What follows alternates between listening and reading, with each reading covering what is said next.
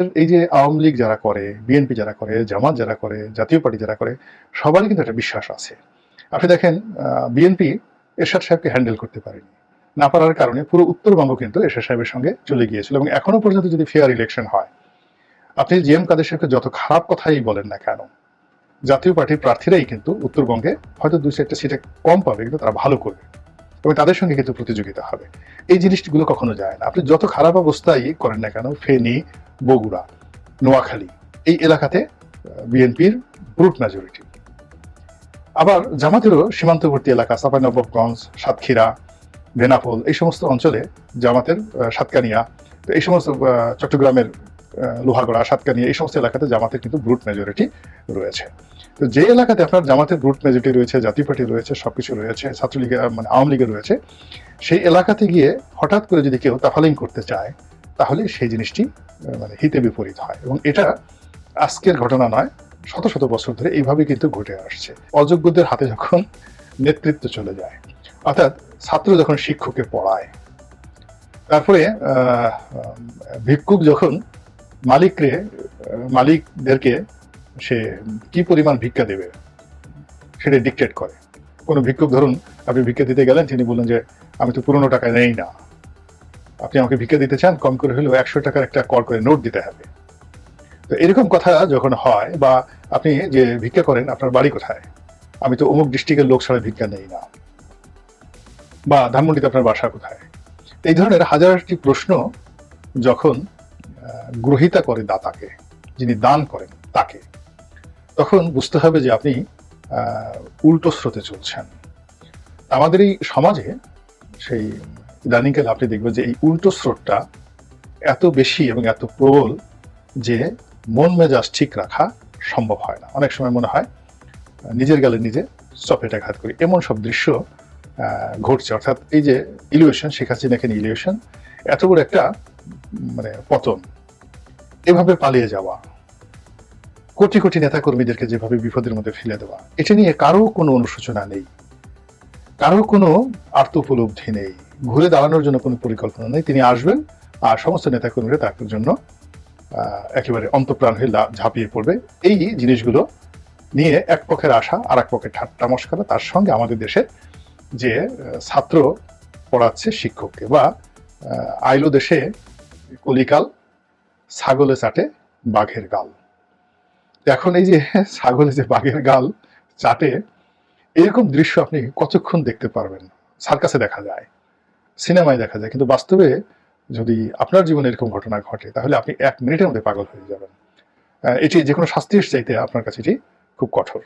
আপনি চিন্তা করুন যে শিক্ষকের ভয়ে আমরা অস্থির ছিলাম ছাত্র জীবনে, যে শিক্ষকের সামনে আমরা কখনো হাঁটতে পারতাম না, সেই শিক্ষক নয়, প্রধান শিক্ষকদেরকে, শত শত প্রধান শিক্ষকদেরকে আমরা ছাত্র যারা আছি তারা জোর করে পদত্যাগে বাধ্য করলাম।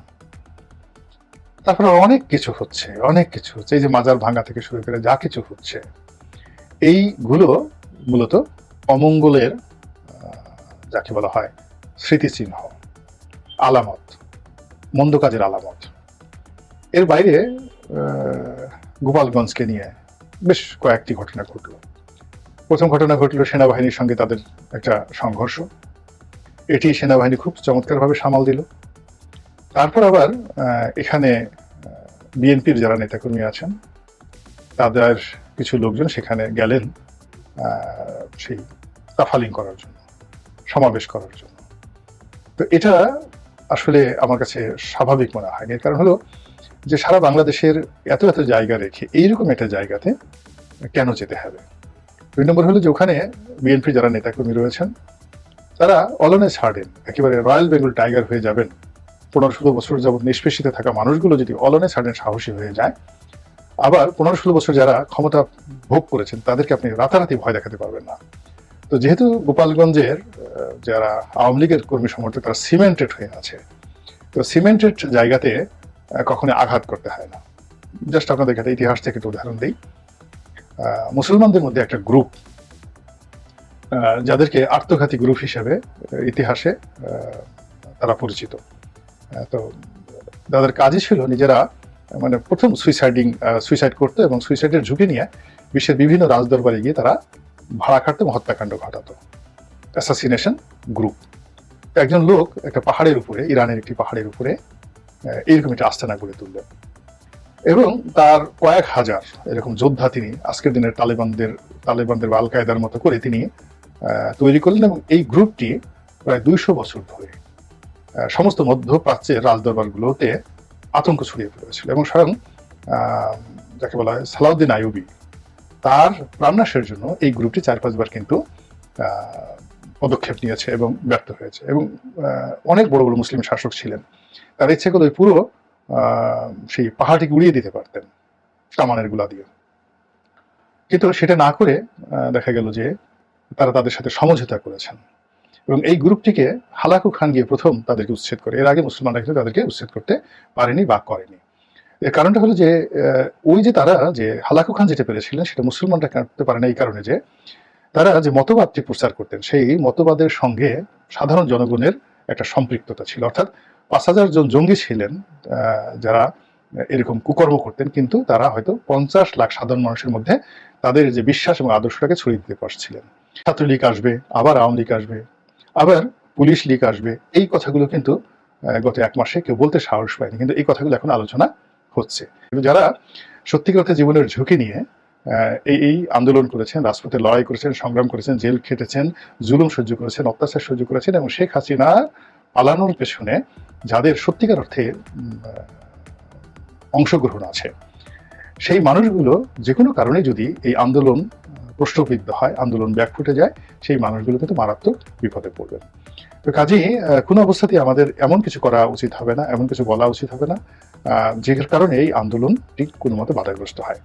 ইদানিংকালে যেটি দেখা যাচ্ছে সেটি হলো এই আন্দোলন সফল করার পেছনে কার ভূমিকা বেশি, কে করেছে, কে টাকা দিয়েছে, কে পরিকল্পনা করেছে, এসব নিয়ে খুবই রকম বিতর্ক হচ্ছে এবং সেই বিতর্কের প্রেক্ষিতে অনেক জায়গাতে কিন্তু মারামারি পর্যন্ত হচ্ছে। এবং ছাত্রদের মধ্যে যখন মারামারি হচ্ছে, সংগঠনগুলোর মধ্যে যখন মারামারি হচ্ছে, সংগঠিত কারণে সেখানে যুবলীগ, ছাত্রলীগ, তাদের তো অসংখ্য নেতাকর্মী রয়েছে, তারা কিন্তু সেখানে খুব কৌশলে ঢুকে পড়েছে। অর্থাৎ ছাত্রলীগের বিরুদ্ধে, আওয়ামী লীগের বিরুদ্ধে বর্তমান আন্দোলনকারীরা যে কৌশলগুলো অবলম্বন করেছেন, তারা ছাত্রলীগের মধ্যে ঢুকে গিয়েছিলেন, তারা আওয়ামী লীগের মধ্যে ঢুকে গিয়েছিলেন, তারা নিজেদের রাজনৈতিক পরিচয়কে গোপন রেখে তারা শেখ হাসিনাকে বিরক্ত না করে খুব কৌশলে ধীরে ধীরে এগিয়েছিলেন। একইভাবে এখন ছাত্রলীগ, যুবলীগ, পুলিশ লীগ তারাও কিন্তু বর্তমান সরকারকে, বর্তমান সমন্বয়কদেরকে, আন্দোলনকারীদেরকে, বিএনপিকে, জামাতকে না চটিয়ে কৌশলে ধীরে ধীরে ধীরে ধীরে যার যার জায়গাতে ভোল পাল্টে, পোশাক পাল্টে তারা কিন্তু ঢুকে পড়ছে এবং তারা তাদের যে কাঙ্ক্ষিত মাকাম সেখানে পৌঁছানোর জন্য কিন্তু সর্বোচ্চ চেষ্টা করছে। সেই জিনিসটি যদি আমরা হ্যান্ডেল করতে না পারি তাহলে এই যে ছাত্রলীগ, যুবলীগ, আওয়ামী লীগ, পুলিশ লীগ যে জিনিসগুলো নিয়ে ইদানিং আলোচনা হচ্ছে, যেটা 1 মাস আগে হতো না, এটি আগামী 1 মাস পরে কোন পর্যায়ে যাবে এই কথা কল্পনা করতেই আমি খুব আতঙ্কিত অনুভব করি, আতঙ্কিত বোধ করি। আল্লাহ আমাদের সবাইকে সুমতি দান করুন।